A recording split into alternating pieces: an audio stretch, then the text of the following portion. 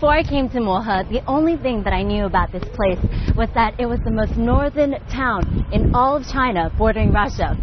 And they say that I might be able to see the northern lights from here. So I'm hoping that I will see them.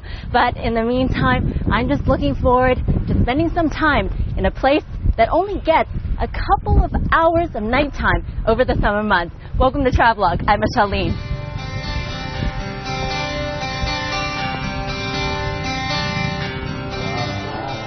Located on the border of the Dangxing Anling, or Greater Xing'an Mountains region, Mohe is a small county in Heilongjiang province that has long been regarded as a place that's way off the beaten track. So while many people may have dreamt of visiting the most northerly town in China, few dared to brave the 20-hour train ride from Harbin. But that all changed in 2008 when Mohe Airport opened. Nowadays, it's pretty accessible since there are direct flights from most major cities in China to Harbin, from where you can take an hour and 40 minutes flying hop to Mohe. Flights to Mohe are only once or twice a day, depending on the season, so make sure you plan your trip well. The name Mohe, meaning black ink in Chinese, derives from the black debris-filled Heilongjiang River that runs through the area.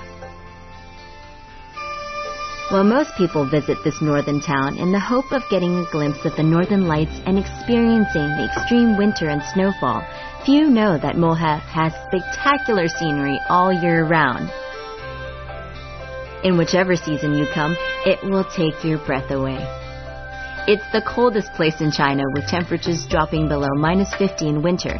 This extreme climate earned Mohe the nickname China's North Pole Village.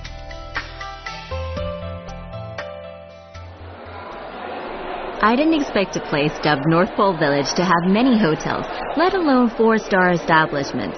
So I was happy to discover there are many hotels and hostels spread across town. We stayed at the Jinma Hotel, the most luxurious hotel in town, and I can safely tell you that it comes up to par with most 4-star hotels in China's major cities. Now, if you don't fancy a Chinese breakfast, there is a continental menu available throughout the day, and for those of you who are internet dependent like I am, you'll be happy to know there's a connection in all the rooms. You may be way up north, but don't worry, you'll still be connected to the outside world. One of the first things you'll notice about Mohe town is that the main street is filled with new European-style buildings meant to emphasize Mohe's proximity to Russia.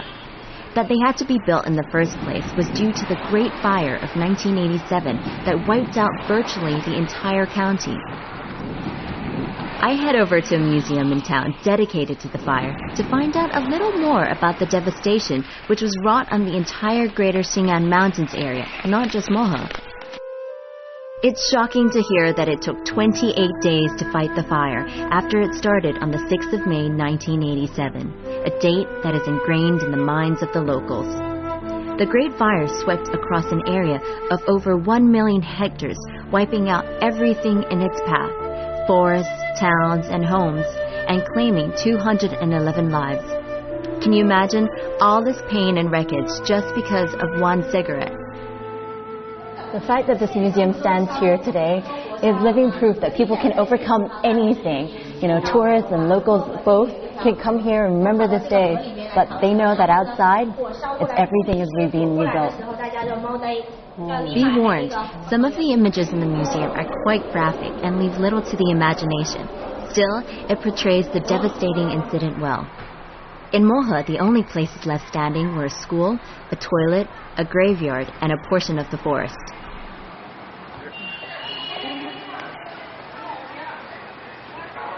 This area here in the middle of town is full of pine trees, and strangely enough, it's one of the 4 places that didn't burn down during the Great Fire.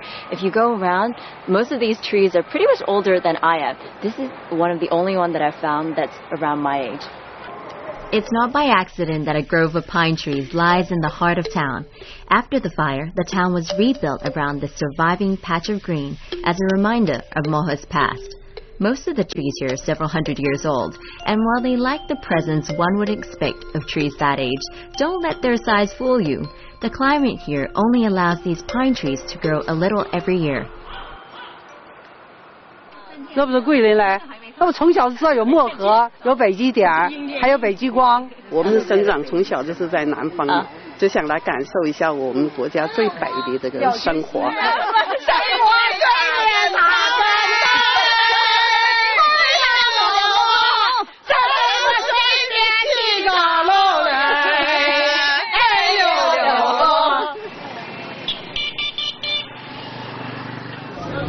Walking through town, I chance upon a local market, something I never ever say no to.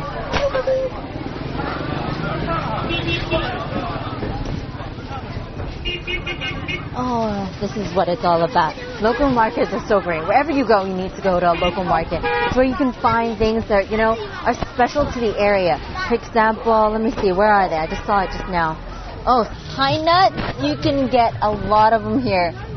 Ooh.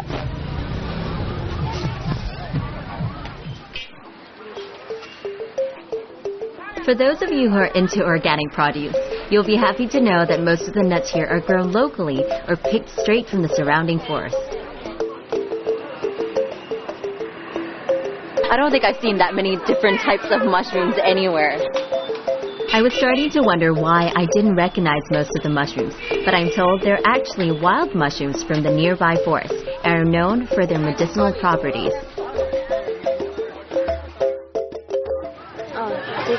这个最好的还是这个最好的？这个最好，这个最好的。She says these are way better than these, so these are like the best mushrooms anywhere.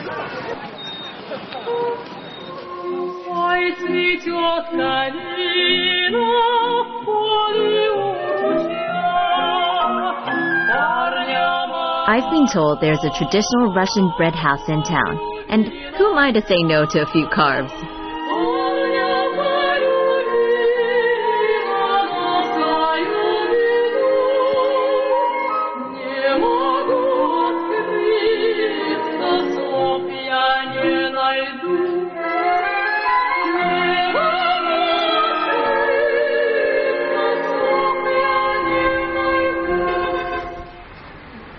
Ni hao. 放下吃个喝鸡鸡。哦，你好，你好，你好。这个你们家做的吗？自己做的，自己发面、揉面，自己做的。你怎么样学这个的？这个学从小跟着妈妈学会的。你妈是俄罗斯人吗？俄罗斯人。哦，有什么不一样的？我想买一点点。这样的就是外加了一点，就这个果酱。就是咱们这嘎达都市就是牙疙瘩，就是苏联名就是牙疙瘩，什么果？牙疙瘩就是蓝莓。我让你尝一尝我们怎么个吃法，我教给你啊。OK， 好。这个放上果酱，这是蓝莓，这就是都市。The freshest jam in town。特别好，真的特别好，有一点酸，有点甜的。对，又酸又甜，还香。对。It's a little sour and a little sweet from all the sugar that she's added, but it just smells like fresh fruit. So good. 特别好。Even during the warmer months, the temperature here varies drastically between day and night, so you may be interested in a large freestanding thermometer in town that lets you know just how cold you are. The average annual temperature here is around -4 degrees Celsius, and with temperatures dropping to -40 and 50 degrees during the winter, it's really no wonder Mohe can claim to be the coldest place in China.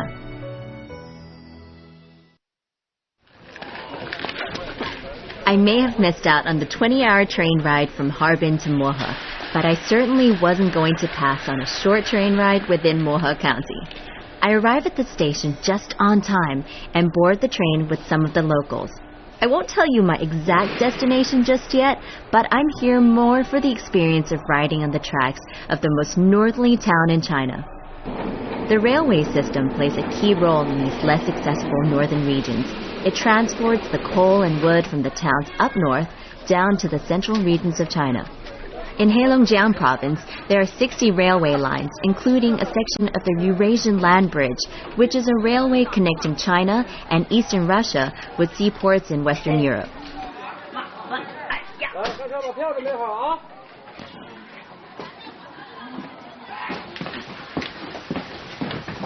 You see these? They're so old school. Like they're booths and like tables and stuff. And you want to check out these fans? Look up. Look up. Wow. I love those.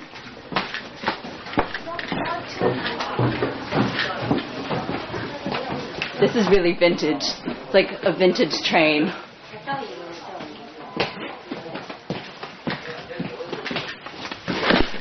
So I heard that you can go from Mohe town to Gulian, which is the most northern stop in all of China. This trip is turning out to be one where my compass is constantly pointing north. I'm headed to the northernmost railway station in China.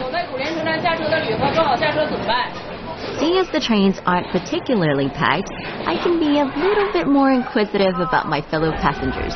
你好，可以坐下吗？好，谢谢。你去古联干嘛？我去工作。我是巡道员，每天坐这个6425车列车吧，到前方站古联车站下车，完了下车了，往家步行回家18公里。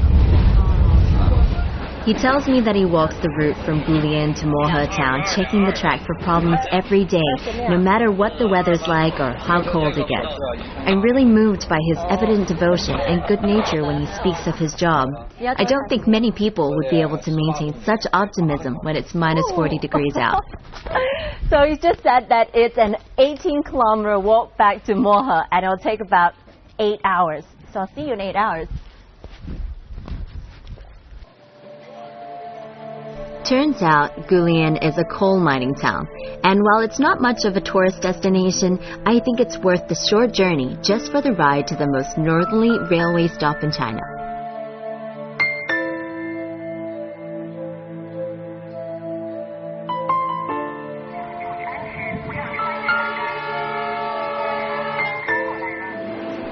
For those of you without time constraints, consider taking the train. It's the best way to see the magnificent forests of northern China, which cover a large part of Mohe County.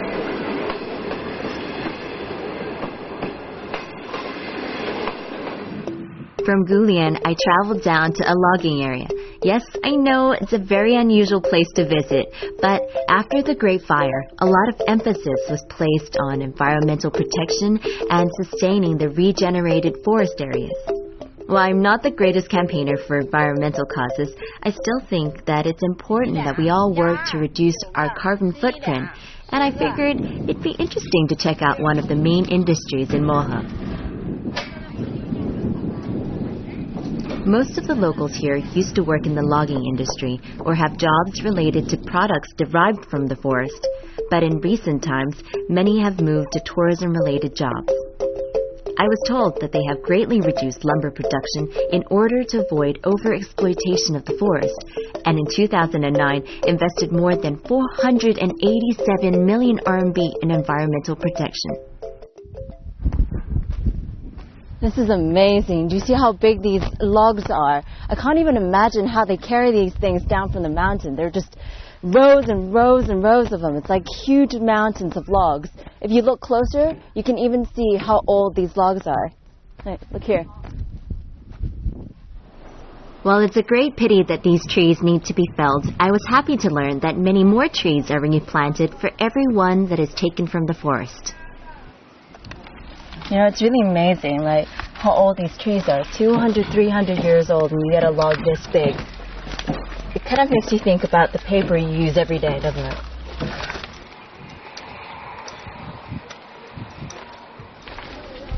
Keep really quiet. Oh, feel it. It's such a surreal feeling just going through this. Right? You're surrounded by giant logs on both sides, and you're walking through this corridor of logs. Just listen to your footsteps. It's nice.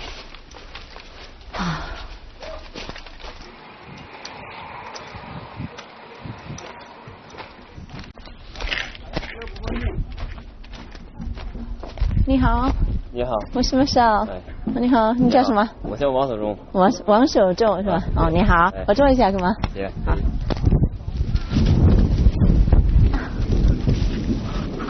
你在这干活几年了？干活得20来年了吧。哇，是每天1年365天吗？不对，都是冬天。冬天10月份到8月份吧，这个季节。这个季的？哎，对。100年多啊？没有100年，这细的也得20-30年了，那粗的都得70-50年，100多年。哦。如果你们锯树怎么样锯树的？一个锯手，一个扛枝杆的。然后呢？这锯手锯方树吧，必须往一个方向走。一个方向走是吗？你们有喊的吗？有喊的。听一下。狮山倒了。狮山什么？倒了。狮山倒了，我教你英语的 ，OK。Timber。挺好的。挺好。In the past, Moha was known for its gold, and a lot of people from many different countries would come here just to pan for gold.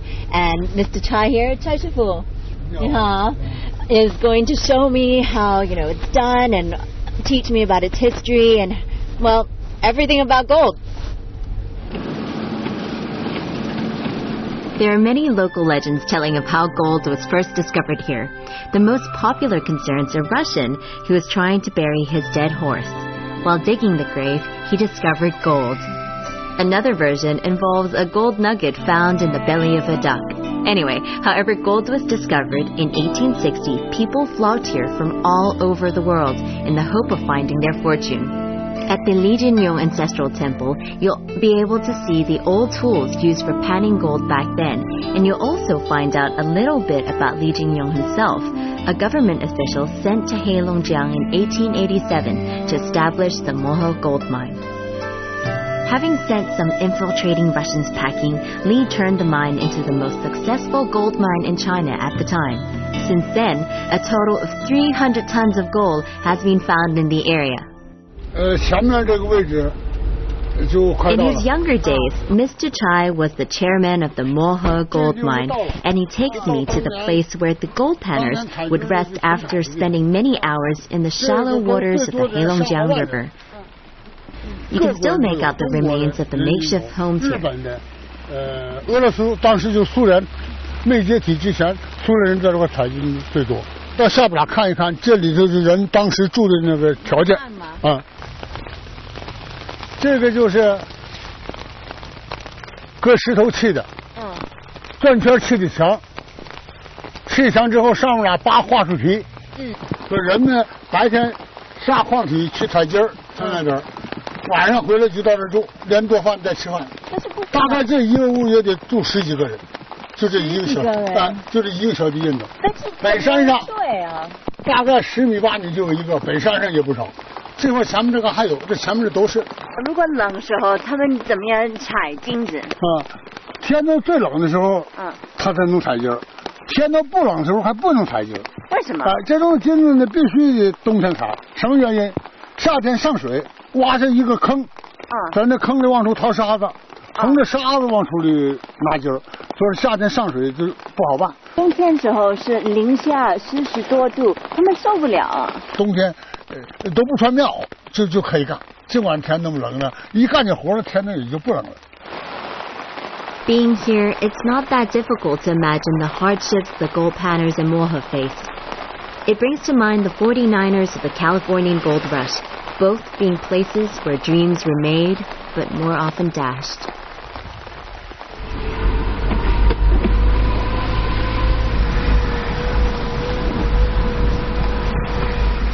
Panning for gold on a cold, rainy, or winter's day probably wasn't the most ideal circumstance the men of the past would have wanted to find themselves in. But knowing that my survival doesn't depend on finding gold, I'm more than happy to brave the weather. In the past, Yanjigo was the gold production base, but nowadays, tourists can come here to experience their own gold rush. And if you have a little patience and ample luck, you might just find your own fortune here.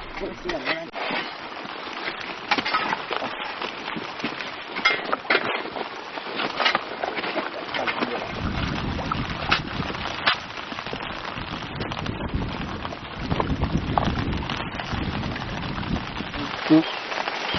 这个非常清楚吧？很多人能看到吧？对啊，能看到啊。这有几个，这还有几个。Wow.也行，也挺好。 Do you see how small this is? How many of these would you need to make a ring? Tiny.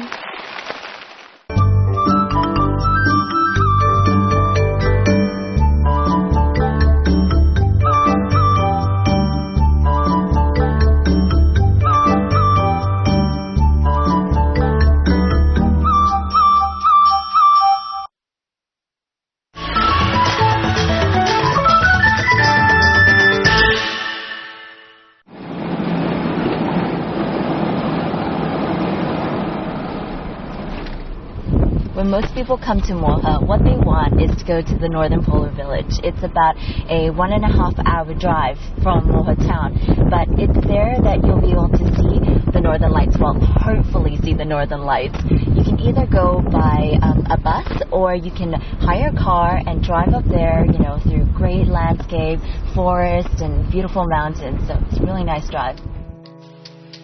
Over the course of the 1.5-hour drive, you'll be tempted to get out of the car, breathe in some fresh air, and take a closer look at the natural surroundings.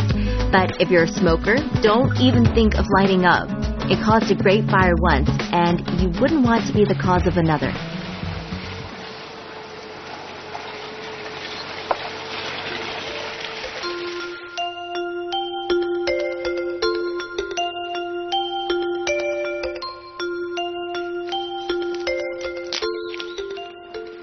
This is so beautiful. Look, it's bark from the white birch tree, and a lot of the locals here use it to make these beautiful pictures. Okay, so here's something that I wasn't even going to attempt in the forest, but some of the local guys told me that the birch bark catches fire incredibly quickly, so it's often used to light a fire in the stoves at home. These birch bark pictures are a pretty good souvenir to take home, so it's definitely something worth considering.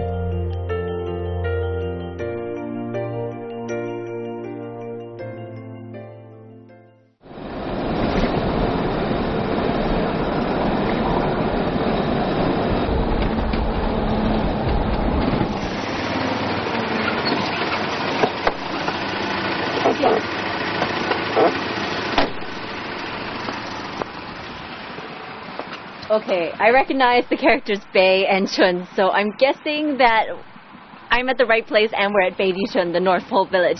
I'm finally here.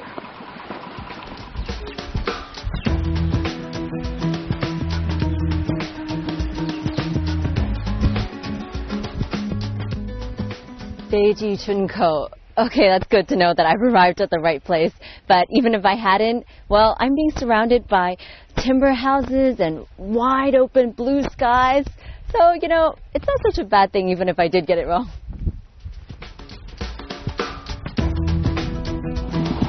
Hi, 能带上我去吗？你坐前面吗？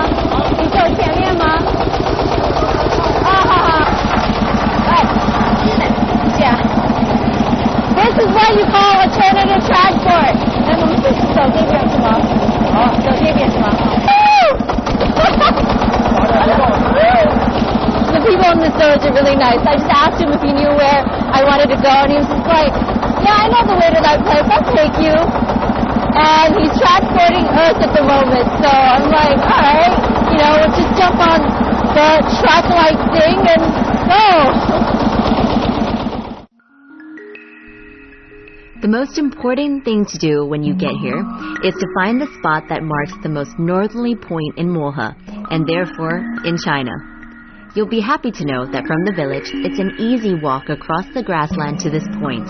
You can't journey this far and not prove that you've made it, especially if you opted for the 20-hour train journey from Harbin. And you'll even find a map indicating how far Moha is from major cities in China.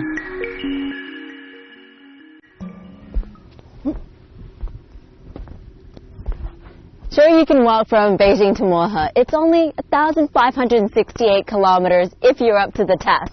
This point here, though, where I'm standing, this is the most northern tip of China. You're at the north of the north.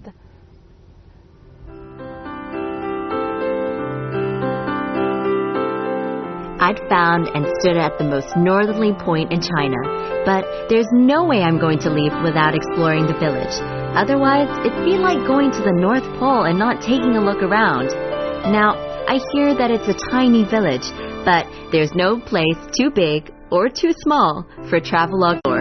So join me in the next episode as I continue to journey through Mohe in the hope of seeing the Northern Lights.